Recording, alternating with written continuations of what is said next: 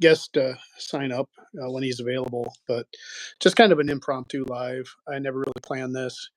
In the past, I posted that I was going to do a live stream only to not be able to do one. And anyway, you know how it goes. A couple days out, you say that you want to do one, then you find out a bunch of other guys are doing their live streams on that day, or the time comes around and you just don't really feel like doing one. But anyway, I was going to do one here. A couple different reasons, and part of it is I'm getting pretty close to getting my watch hours, and I'm not going to have any video content here for a little while. So I thought maybe do a couple live streams here and there with some of my friends and just talk about some stuff. And a Sand Mountain Ballistics, Dakota's Timeout. I got my two favorite trolls here. You'll probably like my guest when he signs on here. But anyway, like I was saying, I figured it might be a way to kind of increase my watch hours and talk a little bit about what's going on as far as projects and everything. I'm at a complete standstill. Don't even really have any videos lined up. Hey, Blake, what's up, man? Yeah, anyway, today I had the day off, so this morning I went out to Gary's shop, Magnum Superchargers. For those of you guys that don't know, he's the guy that built the engine that's in the Jack Pine. He built the 512 stroker for me a long time ago, and he's currently building the engine for my Belvedere. It's always kind of fun just hanging out there. It's like story time with Gary. Couple different people. He's always got different customers popping in and out during the day, and we just all kind of hang out. And still no physical sign of my 440, but I brought some of the parts home. We're gonna mock up a 440 in my uh, Belvedere in a little bit, and I got a blower case, the blower manifold, and the carburetors and stuff that will sit on there, and we'll use that to kind of mock up and see where we need to cut the hood. Yeah, Chris is actually going to be my guest. Still waiting for him to show up. I talked to him just a little bit ago, but hopefully he'll pop on here pretty soon. Let me see if I can find something here.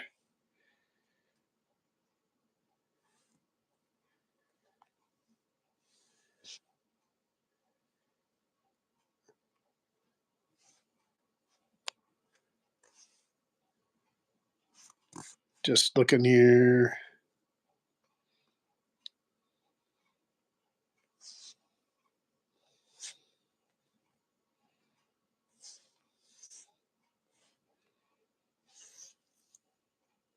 Maybe that'll work. Don't know if I sent him the link or not. But anyway, I'll continue to kind of set up here.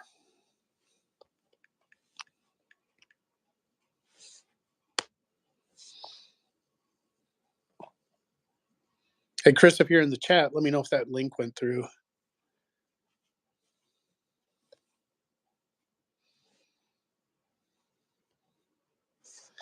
So I pulled up another screen here where I can see some. Hey, Chris, if you're in the chat, let me know if that link went through.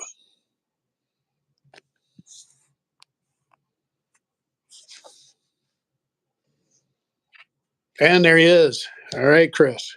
Hey, I'm here. What's happening? Not much. You see, our favorite kids are in here. Dakota. Oh, Dakota and Hunter. Yeah. Blake's in here too. Hey, Blake, it's good to see you. I'm trying to pull the chat up because I'm on my phone. Yeah. Let's see. And then Blake, yeah, actually, when I was at Gary's shop today, it's fun to like sitting down and talking to those old timers. He was giving me some tips on some of the reasons he thinks, I wasn't doing as good as I possibly could. And he had some insight. And it's funny because, like, I got Jeff, who's amazing, Mopar Jeff 604. He's a great racer, and he's taught me a lot. And then, you get these little tips here and there from other guys, guys that have been around a long time, like Gary. And sometimes their opinions differ, and it's kind of gives me a unique opportunity to be able to try some of that stuff out. So some of the things that he was talking about is like the difference between foot braking and using the trans brake and stuff. So uh, hopefully I'll get to make some videos kind of showing the differences. I got King Eric the Greatest in here. Oh, Eric's in there. Yeah. What's Yeah. happening, Eric? You probably can't see the chat, Chris, on your I phone. can. I could bring it up on Oh, my phone here. they pop up too quick on my phone, so I set up my iPad kind of off to the side. But Okay. I should get my reading glasses because it's kind of blurry. And this time of night, my eyes get even blurrier as I get older. Did Chris just wake up? No, I've been awake. I'm just late to the party. Everybody was people at looking work, for me. people at work will be like, "Man, Mark, you look tired," and I'm like, "No, I'm just ugly. Just ugly. I'm Where's well rested." Marty at? I don't know where Marty is. I was gonna call Marty, but Yeah. now we're live streaming, so Mm. Yeah, and that was the I, whole thing. I was gonna call and talk to you anyway, so I thought, well, let's at least maybe do it live and like include some other people here and just do some BS. yeah, Um, Sounds like you got kind of a new project going for your Chevelle there, huh? yeah. Probably not till the spring. Yeah, Um, I you're not probably won't mess with it until then. not ready to paint right now. No, no. I need a break from that. Do a little Thank God it's sanding. just thank God it's just a hood. So, but you could tell it's an old school one. I mean, it's old. It kind of looks like the one on your on the Jack Pine. It's wavy and stuff, so it's an old one. So I'll have some work to do on it to get it straightened out. But it's a pretty decent hood, bolt Yeah, on. So, and you don't see those anymore. They used to be all over the place. That was like more common than cowl hood there for a oh, I while. know. I know the freaking L88. When I saw it come up, I was like, "Oh man, Because we had talked about it and joked about it, and I was like, yeah, "Man, where's Chris? Buy an L88 hood?" And then all of a sudden you found one, which is I badass. I I like know." I like the Grump Lump too. That blue Chevelle I sent you a picture of, that Yeah, 70. that's awesome. Yeah, I love Freak stance. And then if I had a Chevy, I would have a Grump Lump for sure. I think that's one of my favorite hood scoops. Yeah. So I'm kind of gonna try and do. I need to change up the Chevelle. It's been like that.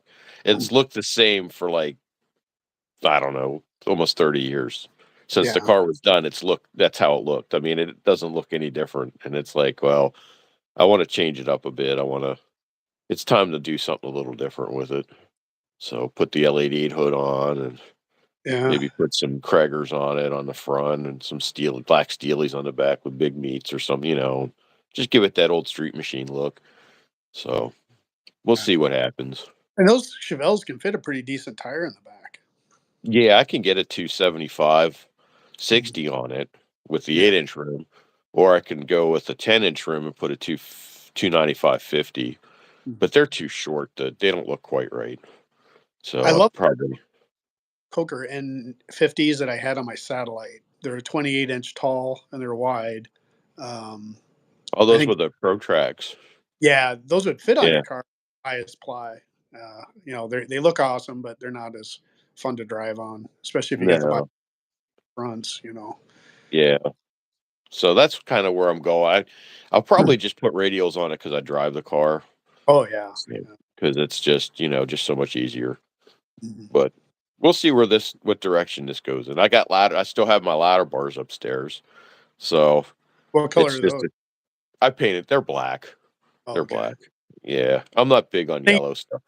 they or would they came yellow from Lakewood or whatever? Yeah, they were Lakewoods. Yep, I painted them black. They were yellow when I got them, and I Yeah. painted them black because I kind of wanted to just keep it subtle. Yeah. But when you get behind the car, all you see is all the hardware hanging. So, Yeah. That's which what is I kind always of cool. back in the day, looking at those older cars, um, like uh, one of the things I was at Gary's and he's got a narrow Dana 60 sitting on his floor that he's not going to use.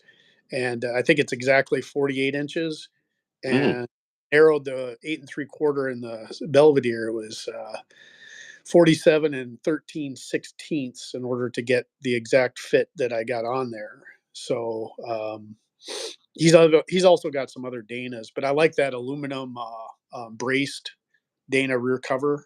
Okay. Yeah. Yeah, like the Mosier or the Strange, the aluminum cover with the bolt-in braces. Mhm. I like that, and that would really like show up nice on the back of the car. You know, um, that and the shocks would be about the only thing you'd really see underneath it. That and the wide tires, but yeah, the looks of those Lakewood ladder bars on like the Chevelles and the Cutlasses and stuff like that. I always like that look. I always thought those were pretty cool. We got Peckerwood Customs in here now from Australia, which is awesome. And then Roosters Ristos popped in. Terry Barker. Sorry, guys. Like I said, I need my reading glasses. Everything's kind of small in there, but yeah, I'm really glad you're going to go with like the day two look on the Chevelle now. That's going to be sweet. Yeah, I'm just trying to like I said, I just need to change it up. Mm. I mean, I And it's won't get rid of the stuff that's there, it's not like I can't turn it back, you yeah, know, because I I mean, like really, all it needs is a I mean, in all seriousness, right now, all it needs is just a wheel change and throw the ladder bars on it, and I could accomplish it, but I'm going a yeah, little step further with the hood and stuff, yeah. It's so going to be. I just like you. I like that satellite of mine. I love the subtle, like little things, that made it. Mhm. It wasn't anything that drew your eye to it. Nothing super flashy. Yeah, Just when you look yeah. at it, oh, hey, that's something different, and then you look a little bit closer, you're like, oh, and that's different too. And then oh, you kind of start like, well, there's more to this story. Yeah. Yeah, you start to look at it. Because I put the sway bar on and I never took the ladder bar brackets off, so they're still on the frame. And I Mm, almost put them on back on a couple years ago because I pulled them down and I repainted them, and then I put them back up in the loft, and I just never did nothing with them. I never put them back on. yeah. So, and then I have another 12 bolt out there for uh, an A body 12 bolt, and I got a Mhm, set of 410 gears upstairs. mhm, I just need a posi unit, but yeah. Those you grow on kind of trees. They're cheap. yeah. Let's find a posi unit stuff to. I want to put that rear together, Yeah, so put the 410s in it. The only problem is if I take it out to no names, there's no driving it. So you know you have to put the 331s back in for that, so I yeah. can actually drive it. So Well, that's the only thing I like about the 8 3/4. I've already got the 430 in the jack pine, and I thought, well, I could experiment and buy a 456. That way, I could put it in the jack pine and see if I gain anything, and then then put the other one in the Belvedere, or if I. hmm So it'd be nice to be able to switch between them. But I was at like I said earlier, I went to Gary's Magnum Superchargers, and Gary's been around forever. He's 80, and he's been racing forever, and he's got all the tools. He brings out this little like slide card thing, and he goes, "Okay, what size tire you got on the back?" And he does all the little sliding and stuff like that. And he goes, "You're not going to gain anything with a 456 gear," and I believe him. yeah, yeah. He's got one of those old Moroso slide rules where you can figure out your RPM and what you're going through at the traps and speed. And All you're gonna do is like if you're still gonna quarter mile the car, you're just gonna be revving it higher end out the rear end, and you might gain like a mile or two per hour. He goes, but he's like, and I know that. I know the Jack Pine's pretty much dialed. I think there's still like at least 1/10 or maybe 2/10 I could knock off of it. Um, there's some things that we never got around to doing. I never got the lighter weight drive shaft with the 1350 yokes in the front, and then I never got a. Well, I never did the two step or the trans brake, and hmm then I never. But I kind of like foot braking it. And one of the things, and this is kind of different too, is like like Jeff's like get on the brake and kind of like pump the car as you're going up to it and load up the suspension, and then and then even my converter guy says take it up to like at least 1800 RPM and then launch. But Gary's saying, I should try just like sitting there idling and then launch it and let the suspension, work there because Another guy, Rick Kirkpatrick, another guy that reached out to me about the suspension on my car. I'm not getting any separation when I'm launching, so my super stock springs aren't working properly. So I still got to work on the angle of the rear shackle, the drive shaft, and then just trying to find that sweet spot where the car wants to launch and it gets good separation. And To it get. lifts good. Yeah. But I'm getting. I was this year. I was a little slower. I was getting like 1.55 average type 60 foots, and then we have had like 1.46 and 1.40 60 foots, but that was I think my slicks are going away too. So a new set of slicks, lighter drive shaft, and then just playing around with experience. Yeah, and messing with the pinion angle or the angles on your shackles. And here's another thing that Gary told me, and it's like I believe him, but I've been running the 110 in it, and that's partly because I just want to protect my car and not worry about detonation. The car's 11 to 1 or 11.5 to 1. It's pretty close, but it's got aluminum heads, so that's the same as like a 10 to 1 engine. So you're kind of right on that sweet spot. But Gary's like, yeah, but if you're on that sweet spot, he goes, you're going to be faster running 91, and like you said, race gas is just less likely to detonate. So then it's not firing as hot as your 91 would. It's a slower burn. Yeah, Yeah. so slower burn. So he's like, if I put 91 in it, I might actually pick up. I'm like, wow, who knows? It's a cheap way of testing something, and if it did work, it'd be pretty awesome because I'd rather spend $4 a gallon than 10.99 a gallon. Oh, yeah. Yeah. And I mean, nothing ventured, nothing gained. You don't know until you try it, you Mm. know? And it could pick up.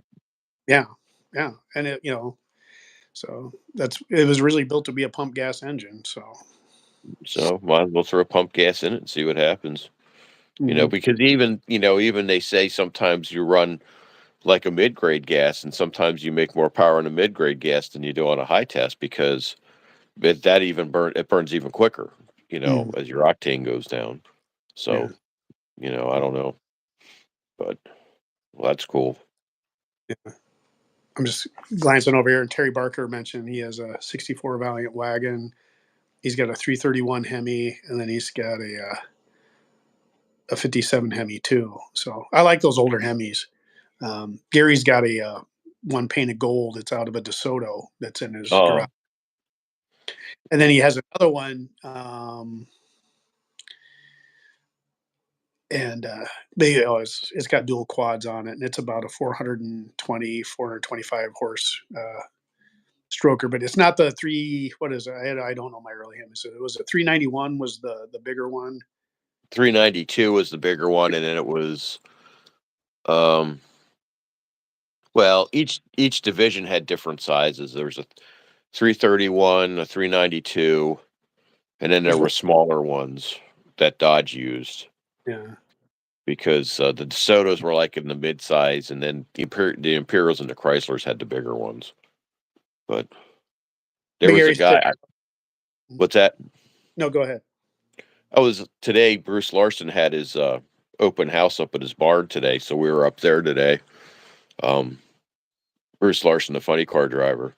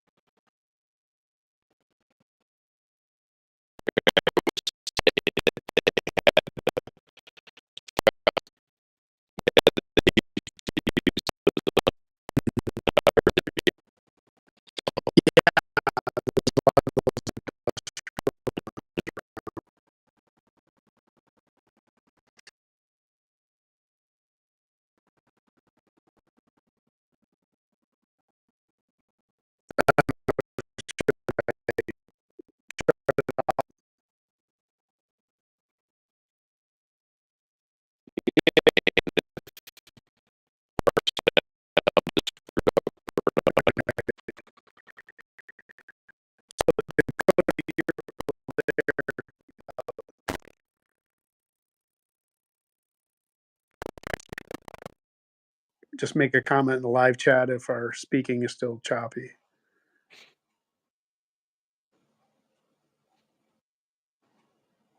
Maybe everyone left. Anyway, we were just planning on talking anyway. Hey, I'm gonna. It's he said fix the problem. So, shall we reboot and see? Yeah, go ahead and reboot. All right. I'm gonna take a bathroom break anyways, Okay. and we'll get back. Oh wait, did we get it? Oh, it says we got it. Okay. You can still take a break if you want. Okay. I'll be back in a minute.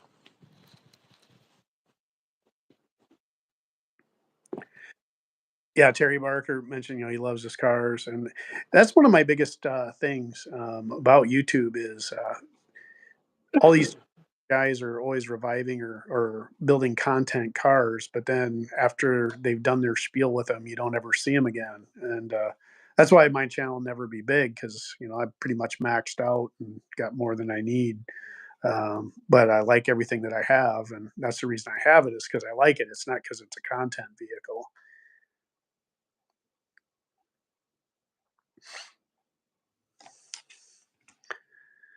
So I just tortured Dakota here.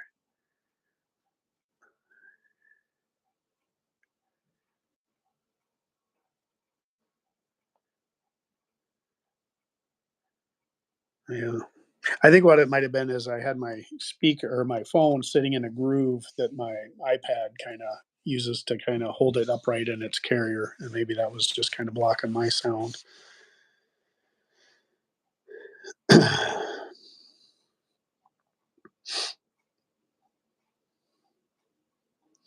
Anyway, it's starting to get cold here, and almost all my stuff is got to be moved around.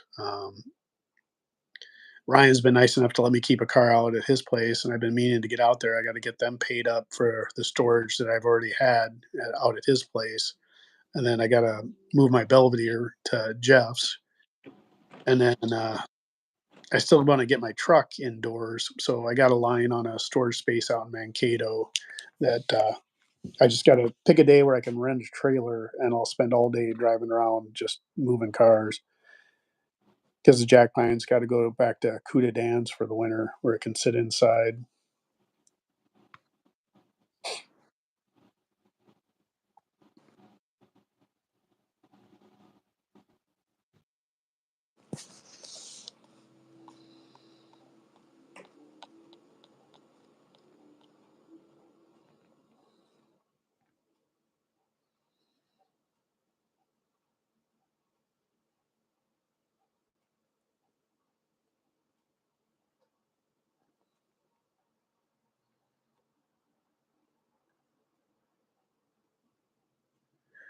So it sounds like we fixed the audio, but then Big Block said that, okay, all right, so it is better now. Yeah, okay. Dude Mopar, hey man, how's it going? Tell your wife hi. I still haven't got around to printing the extra shirts or anything yet, so I got to get a new bunch of those out.